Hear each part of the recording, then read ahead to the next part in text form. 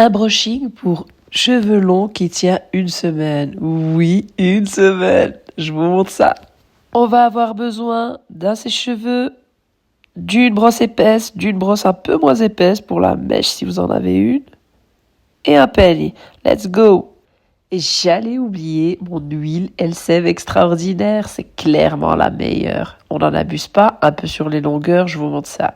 Je commence toujours par essorer mes cheveux avec une serviette afin de retirer l'excès d'eau et puis faciliter le brushing par la suite. Une fois que c'est fait, on obtient un peu un résultat similaire. Les cheveux sont plus sèches. J'applique maintenant mon huile extraordinaire d'Elseve. Je l'applique sur les longueurs principalement, en fonction de la masse que vous avez, mais pas trop en abuser pour pas avoir un cheveu gras. Je rajoute un petit peu parce que j'ai quand même une longueur assez importante, donc ça dépendra un peu du rendu que vous souhaitez.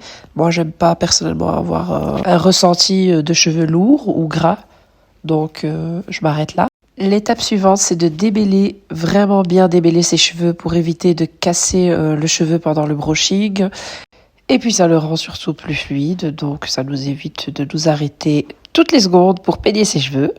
On passe maintenant à la partie pré-séchage qui est une étape hyper importante pour essayer de retirer le maximum d'humidité et éviter d'agresser le cheveu pendant le brushing. Une fois que les cheveux sont pré-séchés, on vient diviser nos cheveux en deux sections distinctes, histoire de ne rien oublier, de travailler plus proprement et puis d'avoir un résultat plus uniforme et plus net.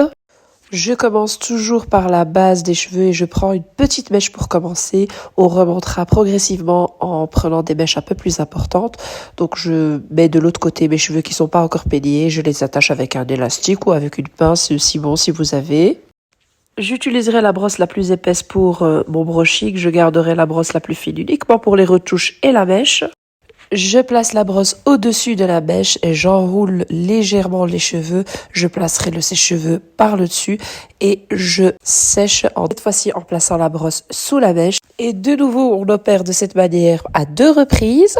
Et maintenant, on va sécher toute la longueur jusqu'aux pointes pour un résultat bien lisse et uniforme. Je termine la mèche en enroulant bien les pointes autour de la brosse et en remontant plusieurs fois pour les lisser et leur donner une jolie forme.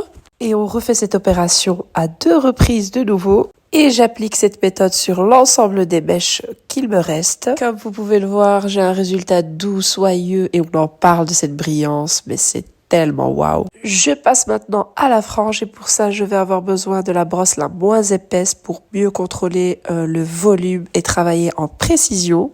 Et voilà les filles, le brushing est terminé, le résultat est doux, soyeux et surtout ça tient une semaine les filles, je suis tranquille. 0 prise de tête jusqu'au prochain lavage, n'hésitez pas à me dire les filles si ce genre de vidéo vous a plu. Bisous bisous.